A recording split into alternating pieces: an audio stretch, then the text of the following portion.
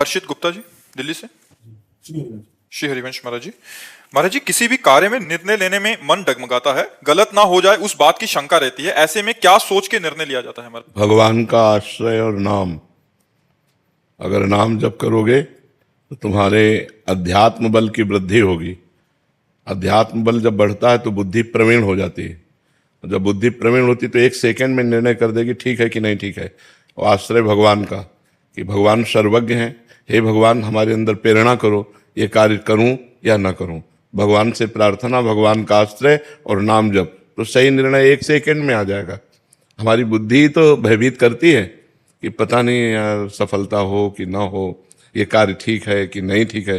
तो मैं अल्पज्ञ हूं, लेकिन भगवान सर्वज्ञ है ना। तो हम सबसे पहले भगवान से, अगर सबसे पहले भगवान से हम प्रार्थना करेंगे तो भगवान का नाम है मंगल भवन।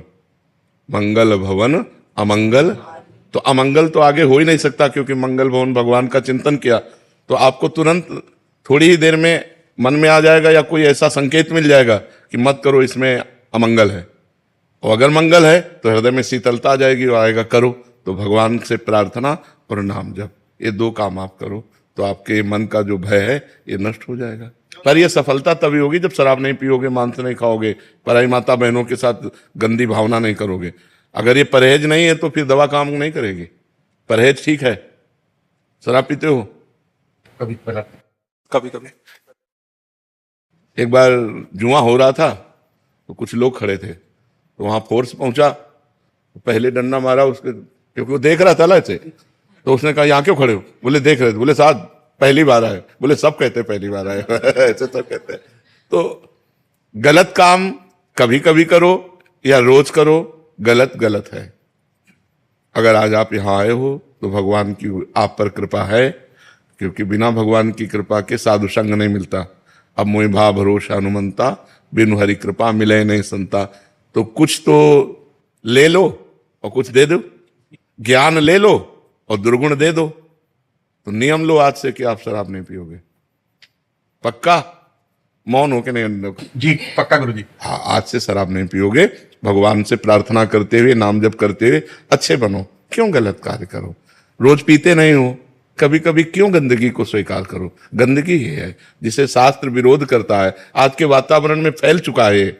मदिरापान ऐसे फैल चुका है जैसे कोई जाए तो ठंडा शरबत पिलाए ना, ऐसे अब पार्टी, मित्रता, स्वागत सब इसी से होने लगा है। जब छोटे थे ना गुरुजी तो ऐसा लोग कहते थे कि भाई इससे बात मत करो, ये शराब पीता है। अब कहते हैं कि भाई इससे बात मत करो, ये शराब नहीं पीता। हाँ बिल्कुल बिल्कुल। ये क्या है गुरुजी कि दिल्ली शहर में तो सोशलाइज होने के लिए ऐसा एक वो हो गया है कि आपको जाना है और आपको ग्लास पकड़ना है, और आप चाहे पियो मत पियो पर आपको ग्लास। एक हम कथा सुना दे तो तुम्हारा उत्तर बहुत बढ़िया इस बात का आ जाएगा। ब्रह्मा जी के 4 पुत्र हैं। वैसे तो सब सृष्टि ही है, सतयुग, त्रेता, द्वापर और कलयुग। जब नरक की सृष्टि हुई तो ब्रह्मा जी ने सतयुग से कहा जब तुम्हारा राज्य आएगा बेटा तो नरक की तरफ भी ध्यान रखना, क्योंकि वो खाली नहीं रहना चाहिए। तो उनका हमारे राज्य में कोई नरक नहीं जाएगा। तो त्रेता से कहा तो उनका बड़े भैया जिस मार्ग में चलेंगे उसी मार्ग में हम चलेंगे।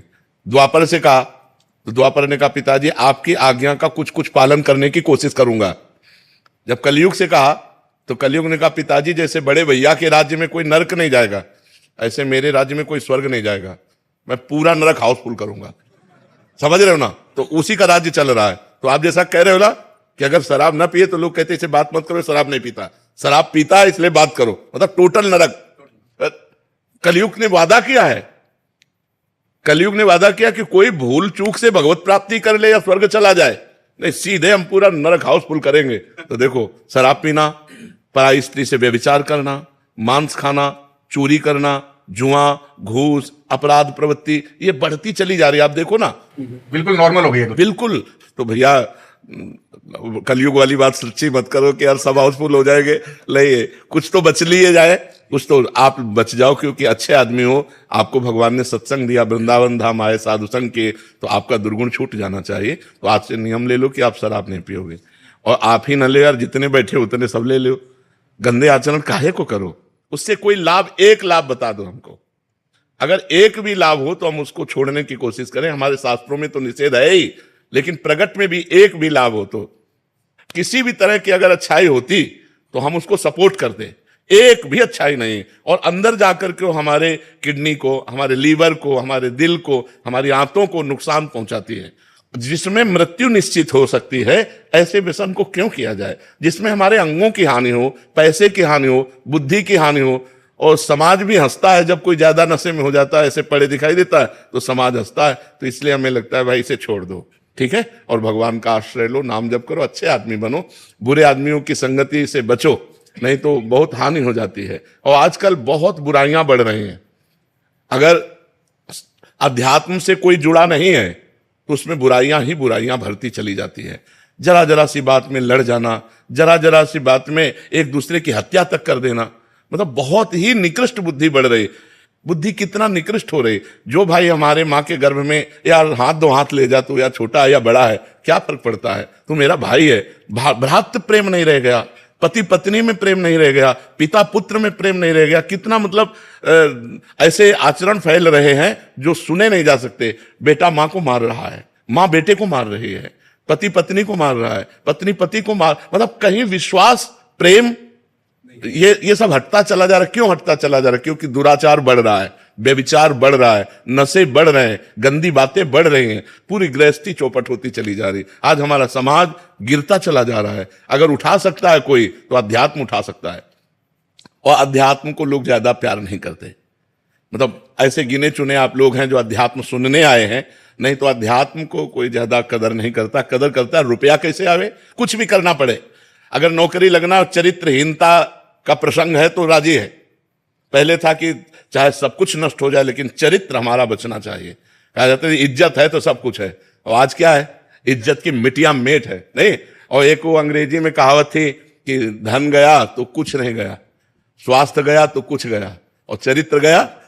अब उल्टा है, उल्टा दिमाग चल रहा है, बुद्धि भ्रष्ट होती चली जा रही है। हम महाराज जी आते हुए यही बात कर रहे थे। एक आदमी बोले कि अब कोई, जैसे पहले बोलते थे कि भाई ये जो है जेल में रह के आया है तो कितना गंदा आदमी होगा जो अंदर रह के आया है। अब वो कहते हैं कि जेल में रह के आया लेकिन देखो कितना पैसा है, दुबई में घर ले लिया, न्यूयॉर्क में घर ले लिया। अब लोग बाहर, हाँ, लोग कह रहे हैं भैया कोई फर्क नहीं पड़ता, पैसा है ना, बस बहुत है। बस हाँ, पैसा, पैसा का वही तो बताया, सारा महत्व पैसे पे चला गया है जी।